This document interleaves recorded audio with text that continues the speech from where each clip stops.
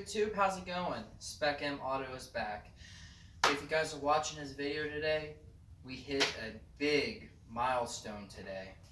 We have officially hit 50 subscribers. I know there are a lot of YouTubers and a lot of people on YouTube that might be watching videos and stuff might think, oh, 50 subscribers. 50 ain't crap. Well, to me, every subscriber to me matters.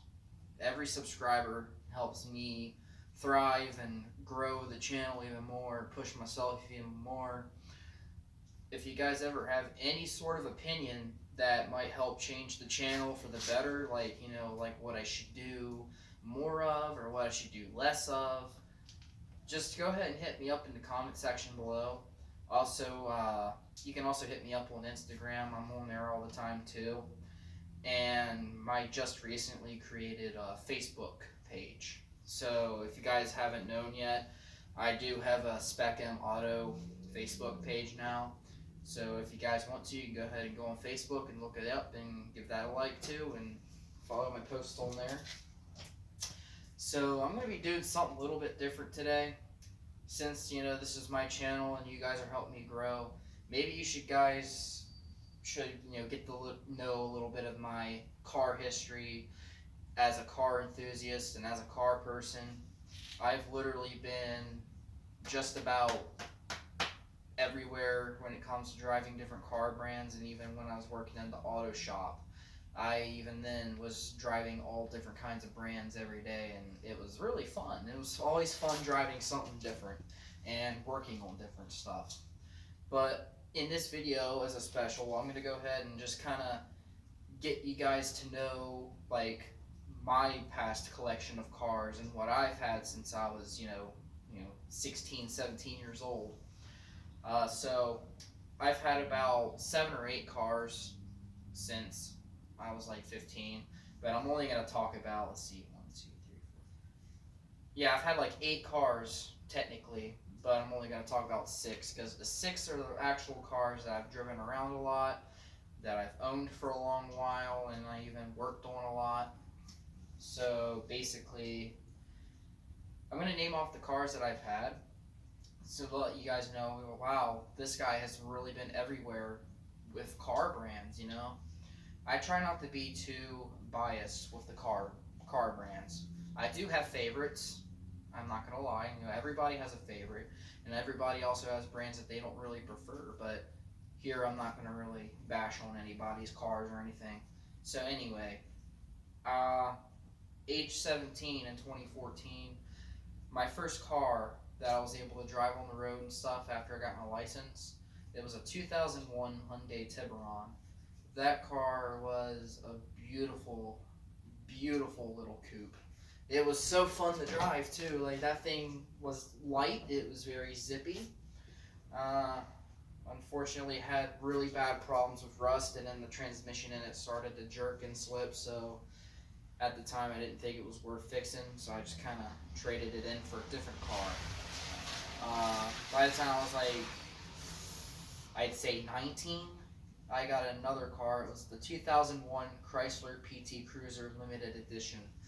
That car was, I actually got that car more or less for either, it depends on what you guys think, but I think it was more or less of a steal, because they had it on sale for $600 cash, because I guess they wanted to get rid of some of the cars that's been there for a while. So when I traded my old Hyundai in, they gave me about $200 for it, and I paid $400 cash technically for the PT Cruiser, and drove home with the title in hand. That car was very solid. People talk about how they're ugly all the time and how they're very cheaply made and how they're bad. I kind of beg to defer with that. I think it was a pretty solid made car. It was very reliable for me too, because I ran the absolute what out of it, and I even worked as a delivery driver at a Jimmy John's, delivering subs and stuff with the car. That it was driven and ran constantly, and during one of my deliveries at exactly 220,000 and 20 miles, I think, the engine died. Turns out the timing snapped in it, and I was like, I don't feel like tearing half the front end apart and spending a fortune on fixing the timing belt, and hopefully, nothing in the engine got damaged. I didn't really want to take the gamble, so I got rid of it. I sold it to a lady for $500. I don't know what's going on with the car now. It's probably long gone.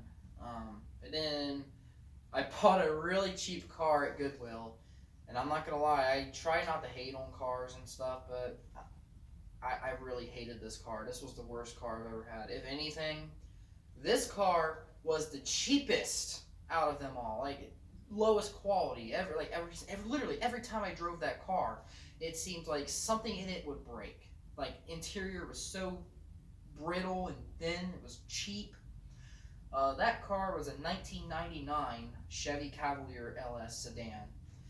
I bought that car from Goodwill for $500 because after my PT Cruiser died, I was desperate for a car to get back to work, to start delivering stuff again. And I found this car for sale at Goodwill, and I guess someone donated it, so I bought it. Turns out it was. It turns out that car actually belonged to my old boss's parents. That's very ironic. It was very ironic. Never expected that. Talk about being in a small world.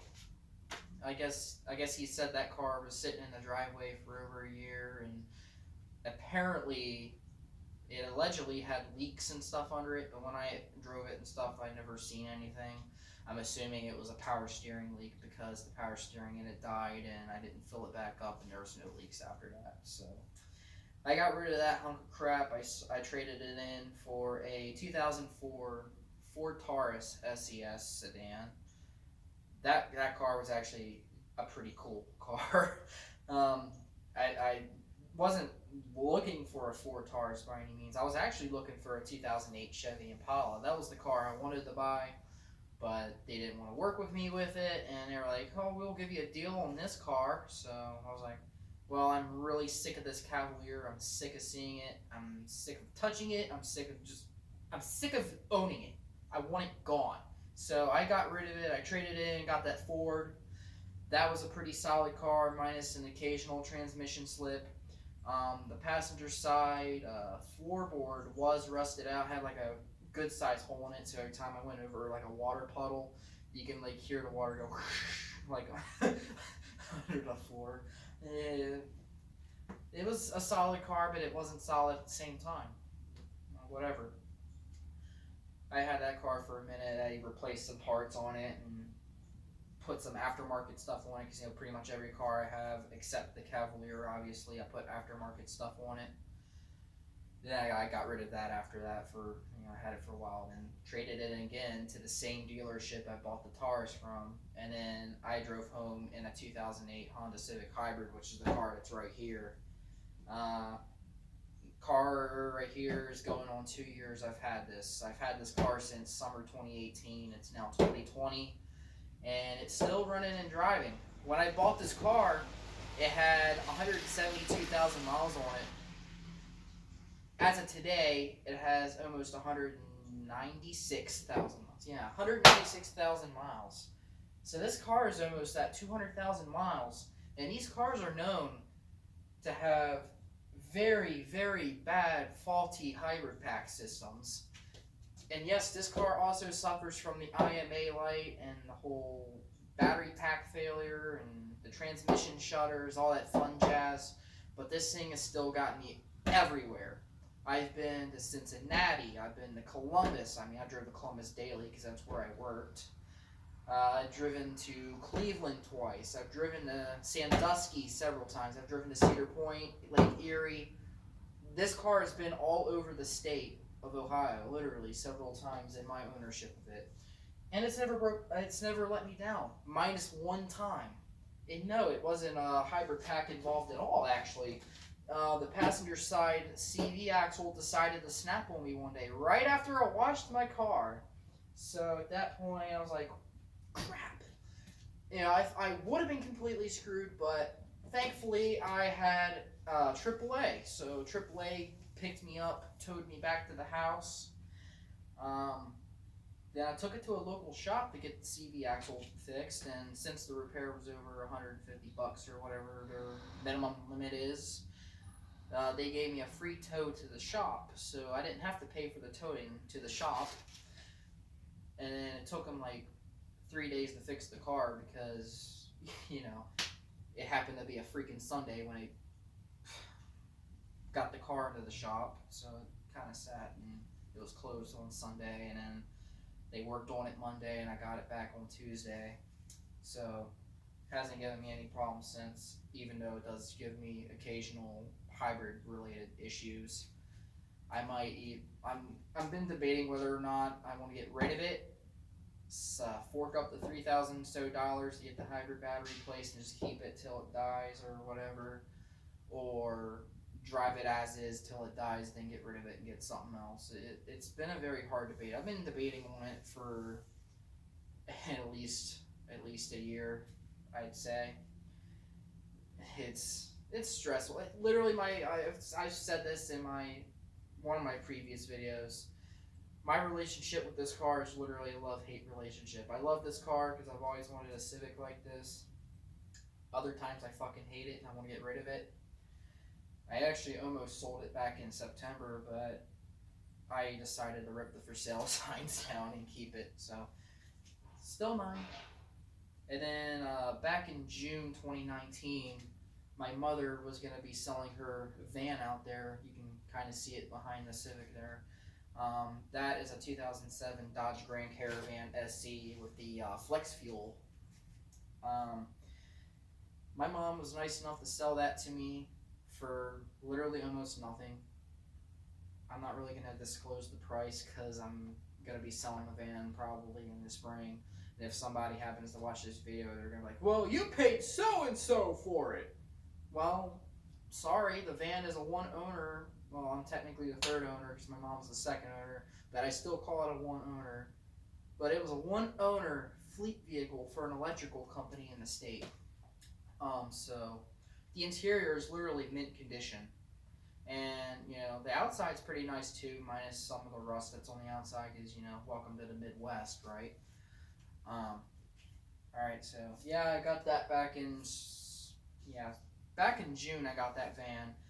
And normally with this car, I put at least 1,000 miles or so on it per month. The van out there, I only put 1,000 miles on it since June, and it's now January 2020, so that tells you how much I drive that. I only drive that when I need it, really.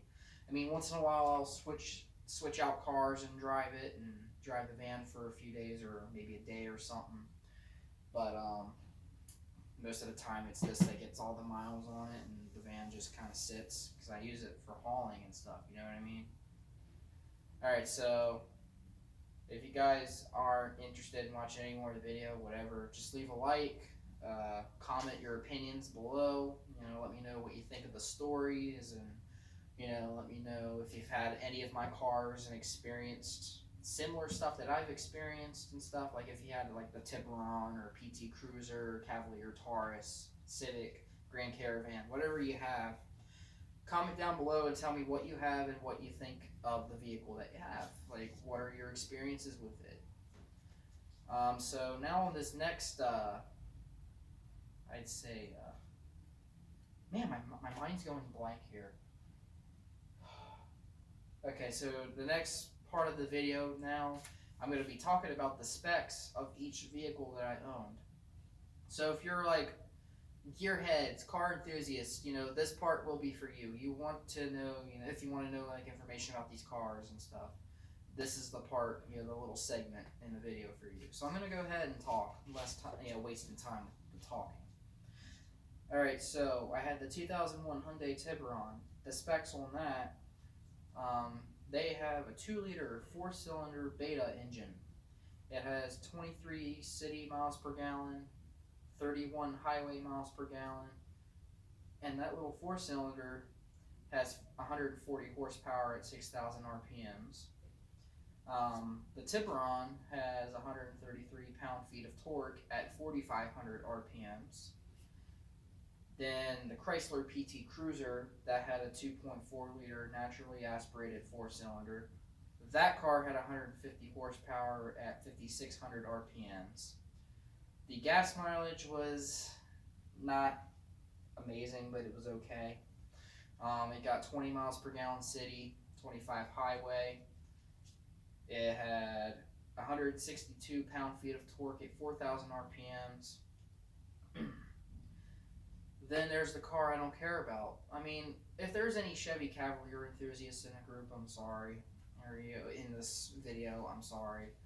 I mean, the Cavalier is neat to an extent. Like if it's a Z24 model or if it's like an old 80s model, then cool. But anyway, the 99 Chevy Cavalier LS. It had the 2.2 liter 2200 engine. That little car produced only 115 horsepower. It got 23 city miles per gallon, 31 highway miles per gallon. Couldn't find anything online about the pound-feet of torque and the RPMs and the horsepower. Guess no one really cares about the 2.2 liter from the 90s Cavalier, so we're going to skip that. Plus, I don't care about the car anyway, so why waste my time on it? The next up is my 2004 Ford Taurus SCS. It had the 3 liter Vulcan V6. It got 20 miles per gallon city, 27 highway. That car had 155 horsepower at 4,900 RPM. It had 185 pound-feet of torque at 3,950 RPM, which, in my opinion, is, I guess, half decent for a V6. I mean, you guys tell me what you think of the specs on that. I mean, I think it's decent. Some people might think it sucks. Some people might think it's good. People's opinion might vary. Alright, then next up is my van, the 07 Grand Caravan SE. That has a 3.3 liter flex fuel V6 with 180 horsepower at 5,200 RPMs. Who the hell knew that minivan out there had that much horsepower? I really thought it would have had like 140 or 150, but I guess that's why it's kind of zippy for a soccer mom van. It got 19 miles per gallon city, 26 highway, 210 pound-feet of torque at 4,000 RPMs. And then next up, last but not least, my 08 Civic Hybrid. The weakest car I've ever owned. Very, very slow, very, very pathetic. But I'm going to tell you the stuff anyway. So, let's see. The 08 Civic Hybrid had a 1.3 liter hybrid engine 4-cylinder. It has a 158 volt nickel metal hydride battery pack, and it comes with a CVT transmission. Yeah, so you will never feel the shifts. It'll be just like riding on a cloud. Okay, so this thing has 110 horsepower. That's combined with the engine horsepower and the electric motor horsepower. The gas engine on its own is about 90 horsepower. The electric motor gives it an extra 20 horsepower, so that gives it the 110. Its estimated miles per gallon is 40 miles per gallon city, 45 highway. But in my personal experience, and what my specific Civic gets, that one only gets 32 miles per gallon average. So I'm assuming upper 20s, maybe 30 city, and I would say maybe lower to mid 30s in the highway, which is not horrible. I mean, it's still better than most of the little cars that are from this time period, but I don't know. Tell me what you guys think of the video. I hope you guys enjoyed it. Thank you so much, guys, for the 50 subscribers. I am so happy with this. Please don't forget to like my videos, share the videos on your social media with all your friends and family, and don't forget to comment your opinions and whatever you got to say below. You can either like the video, dislike the video, whatever, because I know there's somebody that's been disliking my video, but okay. If you don't like the video, that's perfectly okay. Everybody's entitled to an opinion. Now, help me reach 100 subscribers. I am so excited, guys. I do also have another 100 subscriber special that I'm going to be planning. I already have an idea in mind. This was, like I said, nothing fancy. This was nothing over the top. This was just an idea. I thought you guys would like a little bit of personal story time with me, I guess you can say, with all this I just told you about. Alrighty, guys, let's work together. Reach 100 subscribers. We know this channel can grow. I know it can grow. I'm very proud of it, and I'm so thankful for all of you. Thank you for tuning in. Don't forget to follow my Instagram at SpecMAuto, and don't forget to follow my new Facebook page, SpecMAuto on Facebook. See you guys. Until next time. Have a good day, everybody.